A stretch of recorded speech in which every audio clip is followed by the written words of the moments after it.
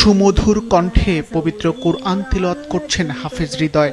অভাব, শারীরিক সীমাবদ্ধতা হার মেনেছে তরুণ হৃদয়ের অদম্য ইচ্ছাশক্তির কাছে। শিক্ষক ও সহপাঠীদের মুখে উচ্চারিত ধ্বনি শুনেই মুখস্থ করেছেন পুরো কোরআন, হয়েছেন কোরআনের হাফেজ। জন্মান্ধ হয়েও কোরআনের আলোয় নিজেকে করেছেন আলোকিত। মেহেরপুরের আমঝুপি গ্রামের এক দরিদ্র পরিবারে জন্ম হৃদয়ের। জন্মান্ধ সন্তানকে নিয়ে নানা দুশ্চিন্তায় পড়লেও শিক্ষার আলো থেকে বঞ্চিত করতে চায়নি হৃদয়ের বাবা মা। 6 বছর বয়সী হৃদয় ভর্তি হয় স্থানীয় মাদ্রাসায়। সেখানে শিক্ষক ও সহপাঠীদের মুখে শুনে শুনে মুখস্থ করেন কোরআন।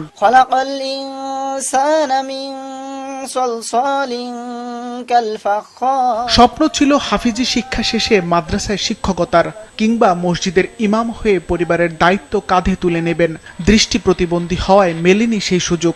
চাকরি চেয়ে বারবার প্রত্যাখ্যাত হলেও দমে যাননি হৃদয়। পরনির্ভরশীলতা নয়, বেছে নেন কর্মীর সম্মানের পরিশ্রমের জীবন।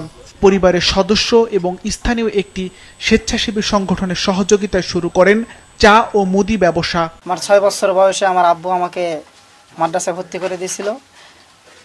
আমঝুপি মাদ্রাসায় ভর্তি করে দিয়েছিল গ্রাম থেকে আমি পড়াশোনা করতাম।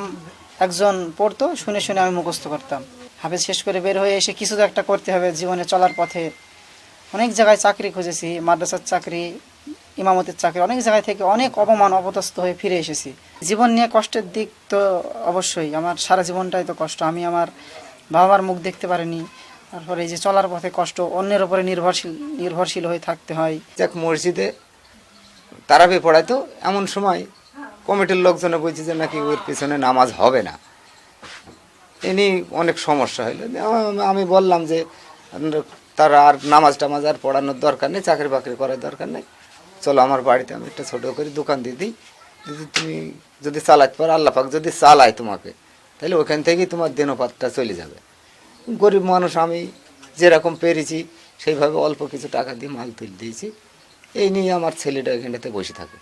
ভিক্ষাবৃত্তি বা অন্যের দয়ায় জীবন চালানোর প্রচলিত ধারণাকে ভেঙে যোগ্যতা, পরিশ্রম ও আত্মবিশ্বাসকে আঁকড়ে স্বাবলম্বী হওয়ার পথে এগিয়ে চলেছেন হৃদয়। হৃদয়ের প্রবল ইচ্ছা এবং শক্তি ছিল যে সে ব্যবসা করবে। তো প্রাথমিক পর্যায়ে যখন আমরা শুনতে পারি যে সে একটা ব্যবসা করতে চায়, তো আমরা অন্ধ হিসেবে ততটা গুরুত্ব দিয়েছিলাম না। তারপরে যখন তার প্রবল ইচ্ছা শক্তি, যখন আমরা দেখলাম যে তার খুব প্রবল ইচ্ছা শক্তি আছে, যে সে পারবে এরকম, তখন আমরা অল্প সামান্য তাকে সহযোগিতা করে, তার বাবাও কিছু মাল উঠিয়ে তাকে, যে সে ব্যবসা করতে পারে কিনা তাকে উঠিয়ে দেওয়া হয়। কিন্তু তার যে মেধা, যে ইচ্ছা শক্তি, তাতে সে ব্যবসায় দিন দিন সফল হয়েছে এবং সে ব্যবসা সুন্দরভাবে পরিচালনা করতে পারছে। অন্ধ হওয়ার পরেও সে হাফেজা পাশ করে সে নিজের পায়ে দাঁড়ায় একটা ব্যবসা প্রতিষ্ঠানে ব্যবসা করছে। এর জন্য আমরা অনেক গর্ববোধ করছি। হৃদয়ের অদম্য চেষ্টা ও কর্মী মানসিকতাকে সমর্থন জানিয়ে প্রয়োজনীয় সব সহযোগিতার আশ্বাস দিয়েছে সমাজসেবা অধিদপ্তরের স্থানীয় কর্তা ব্যক্তিরা। আমাদের সমাজে আমরা দেখতে পাই যে এরকম অন্ধ মানুষ অসম্মানজনক পেশা ভিক্ষাবৃত্তিতে নিয়োজিত হয়। সে কিন্তু এই ধরনের পেশায় যায়নি। সে আত্মমর্যাদার সাথে বেঁচে থাকার জন্য নিজের পায়ে দাঁড়িয়ে সে পৃথিবীর বুকে বিচরণ করতে চাই। সমাজসেবা অধিদপ্তর ইতিমধ্যে তাকে প্রতিবন্ধী ভাতার ব্যবস্থা করেছেন এবং অবশ্যই সমাজসেবা অধিদপ্তর তার জন্য আরও যে করণীয় আছে তার জন্য আমরা সুদমুক্ত ঋণ দেওয়ার ব্যবস্থা করব এবং তার যদি কোনো প্রশিক্ষণ লাগে সেটারও আমরা ব্যবস্থা করব।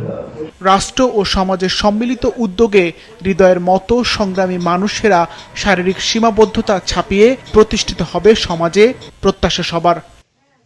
সিফাত রহমান, মাছরাঙা নিউজ শো।